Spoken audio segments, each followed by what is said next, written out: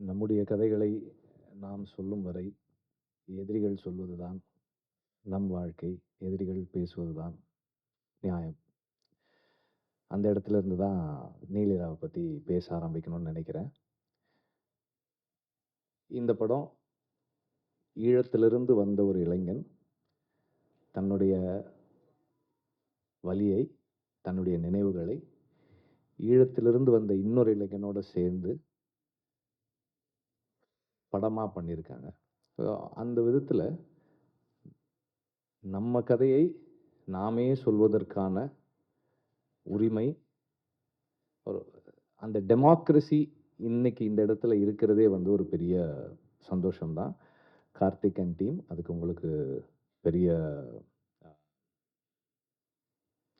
Hats off to you. And நீங்கள் வர்றது கூட பரவாயில்ல, ராணா இதுக்குள்ளே வந்தது தான் எனக்கு ரொம்ப I'm very happy that someone like Rana who's from a different land where the standards of understanding is very different in terms of the conflict in Eelam and understanding. இங்கே நமக்கு நம் மக்கள், நம்முடைய சகோதரர்கள், அவர்களுடைய வலி நம்முடைய வலியாகவே பார்த்து வளர்ந்துருக்கோம். அவங்களுக்கு அப்படி இல்லை. ஆனாலும் சினிமாவின் வாயிலாக அதை சாத்தியப்படுத்திய சௌமித்திரனுக்கு இந்த இடத்துல மீண்டும் ஒரு வாழ்த்துக்கள். இந்த ஒரு ரைட்டராக சௌமித்திரனுடைய அச்சீவ்மெண்ட் இஸ் இம்மென்ஸ். ஏன்னா இந்த படத்துக்குள்ள வயலன்ஸ் இல்லைன்னு சொன்னாங்க. திஸ் இஸ் நாட் விஷுவலாக இல்லை violence. Extremely violent film. This is extremely violent in the sense, கதவை 10 பேர் தட்டுறாங்கன்னு தெரிஞ்ச உடனே அந்த வீட்டில் இருக்கிற பெண்கள் எல்லாம் ஒரு சட்டை 2 சட்டை 3 சட்டை போடுறாங்கன்னும் போது, அது இன்னொருத்தரும் சொல்லியிருந்தாங்க, it's a very shocking thing. நமக்கு வந்து யூ ஃபீல் சோக்ட். அண்டு ஒரு ஒரு இராணுவ குழு நம் வீட்டு வாசலுக்கு முன்னாடி வந்து உட்காரும் போது அது நமக்கு ஏற்படுத்தக்கூடிய உணர்வு, அந்த அந்த பயம், அந்த உடைக்கு எப்போதுமே இருக்கின்ற ஒரு தன்மை, அந்த சென்சாருக்காக சில விஷயங்கள் நாம் செஞ்சுருக்கோம். அது அங்கே தான் ஒரு ரைட்டராகவும் நான் அவரை அப்ரிஷியேட் பண்ணுறேன். ஏன்னா சென்சாரோட உள்ளே போய் வெளியே வர்றதுன்றது வந்து அது இந்தியன் சென்சார்ஷிப்போட ஒர்க் பண்ணுறது, that again is a special craft.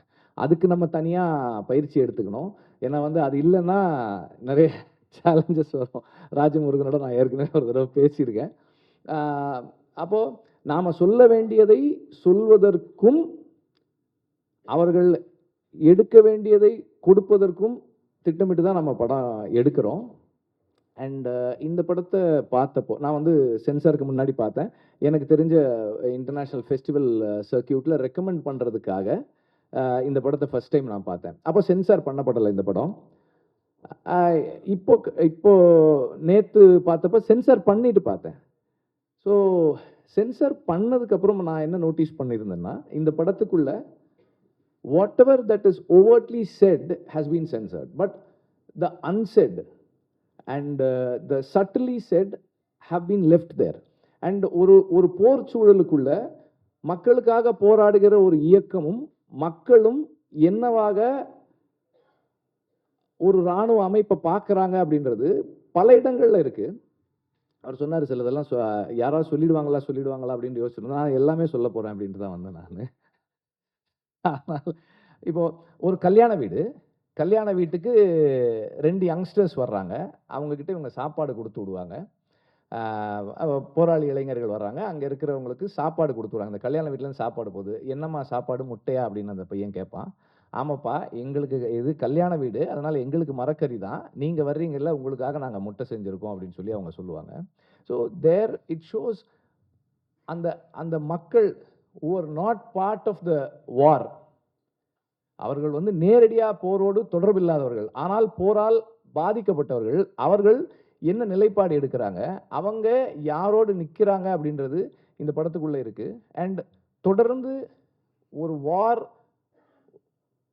என்ன மாதிரியான தாட் ப்ராசஸ் கிரியேட் பண்ணுது. This is not just the memory of a war child, it's the memory of anyone who has been through war. அதில் வந்து ஒரு அந்த 70-year-old actor who had his dreams stolen from him ஒரு 40 வருஷம் கழிச்சு திரும்பவும் அவருக்கு கொடுக்கப்பட்டிருக்கு. அவர் இருக்காரு. அவருடைய கதை இருக்கு. அண்ட் அந்த அந்த கல்யாணமாகி கிளம்பி போற அந்த அந்த பெண் இருக்கா. அங்க இருக்கிற ஒரு ஃபோட்டோகிராஃபர் இருக்காரு. அந்த அந்த பசங்க இருக்காங்க. அவங்க வந்து அதுல ஒரு வசனம் இருக்கு. "டேய் இந்த துப்பாக்கியெல்லாம் அந்த துவக்கெல்லாம் எடுத்து போட்டு விளையாடுங்கடா." துவக்கு இல்லாம என்ன விளையாடுறது?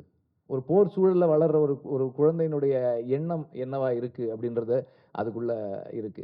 அண்ட் ஒவ்வொரு ஒவ்வொரு அந்த ஸ்கிரிப்ட் கன்ஸ்ட்ரக்ட் பண்ணியிருக்கிற விதமும் சரி, ஒவ்வொரு கேரக்டர்ஸுமே சரி, அண்ட் அதுக்குள்ள வந்து இருக்கிற நியாயங்கள் பேசப்படும்போது, அந்த கேரக்டர்ஸுடைய சில கேரக்டர்ஸோட நியாயம் வந்து ரொம்ப ஃபீபிளான நியாயமா இருக்கும். அது ஒரு ஒரு தோற்றத்துக்கு நியாயம் மாரி தெரியும். ஆனால் வந்து நம்ம அப்படியே அவனுக்கே தெரியுதுப்பா அது உண்மை இல்லன்ற மாதிரியான நியாயமும் இருக்கு. அது ஒரு ரைட்டிங் ஸ்கில் அண்ட் ஒரு சென்சார்ஷிப் டிகாய்ன்னு கூட சொல்லலாம் இத. அ அப்படின்னு சொல்லலாம். Uh but but as everybody said, this film does not talk about hate. This film does not advocate violence. இது வந்து ஒரு ஒரு பிரச்சார படம் இல்ல. ஒரு ஐடியாலஜியை தூக்கி பிடிப்பதற்காக பல கோடி செலவு பண்ணி எடுத்த படம் இல்ல. பல 100 கோடி சம்பாரிக்கணும்னு ஆசைப்பட்டு அ ஒரு வெறுப்பையோ அல்லது வன்முறையையோ அ பணமாக்க விரும்பாத ஒரு படம் இது. அந்த அடிப்படையில this is a film which does not want to sell hate, caricature a race, a community, a religious sect. அதுபோல எதுவுமே இல்லாத ஒரு படம். யாரையும் நேரடியா விமர்சனத்துக்கு உட்படுத்தாமல் சம்பவங்களை சொல்லுது. ஒரு சம்பவத்தின் வாயிலாக பார்வையாளனுக்கு ஒண்ணு கிடைக்குது. ஒரு ஒரு ஏதோ ஒரு ஒரு சாமிய தூக்கிட்டு வந்துட்டு இருப்பாங்க ஆட்கள். அவங்களெல்லாம் நிறுத்தி அவங்க ஐடி கார்டு செக் பண்றாங்க. அது ஒரு சின்ன ஒரு ஒரு காட்சி தான் அது. அதுக்குள்ள நமக்கு என்ன அண்டர்ஸ்டாண்டிங் வருது? அது ஒரு ஒரு காட்சி தான் அது. அது ஒரு ஒரு it's a procedural scene. It has got nothing in it but a procedure, a normal procedure of someone doing due diligence. அப்படி தெரிய ஆட்களை திடீர்னு வந்து ஒரு ஒரு மிலிட்டரி அல்லது ஒரு ஒரு போலீசிங் சிஸ்டம்ல இருக்கிறவங்களுக்கு ஐடி கார்டு செக் பண்றதுக்கான உரிமை இருக்கு. அப்படி செக் பண்றாங்க. அவ்வளவுதான் அந்த காட்சி. ஆனால் அதுக்குள்ள இருக்கிற ஒரு ஒரு ஒரு பொலிட்டிக்கல் ஸ்டேட்மெண்ட் ஒன்று இருக்கு அது. ஸோ இப்படி பல இடங்கள்ல ஒரு ரைட்டரா அவர் வந்து எக்ஸ்ட்ராடினரியா ஒர்க் பண்ணியிருக்காரு. And the standoff where there is a conversation between the military officer and the rebel அவங்க அவங்களுக்குள்ள இருக்கிற அந்த அந்த கான்வர்சேஷன் அந்த அந்த ஸ்டாண்ட் இந்த பக்கம் அந்த பக்கம் இருந்து நடக்கிற அந்த அந்த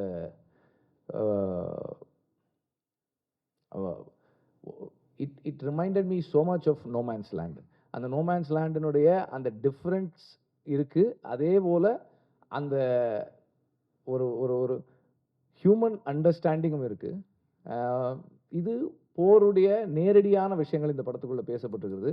போரினுடைய இன்டைரக்ட் இன்ஃப்ளூயன்சஸ் ஆஃப் அது எவ்வளவு பெரிய தாக்கத்தை அந்த கல்யாணம் நடக்கிற அதை சொல்ல மாட்டேன்.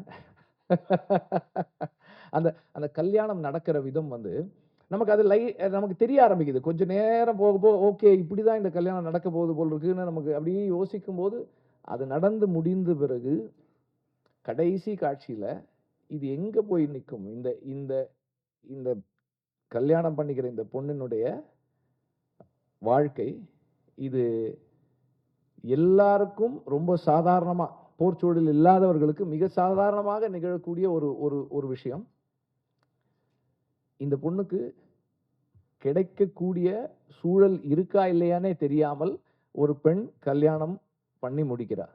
இந்த இடத்துல ஒரு ஒரு ஒரு ஒரு film it is not just அது அது வந்து முடியல. ஒரு ஒரு பெரிய statement it it brings a statement and telling stories, creating stories from historical moments in our lives is the way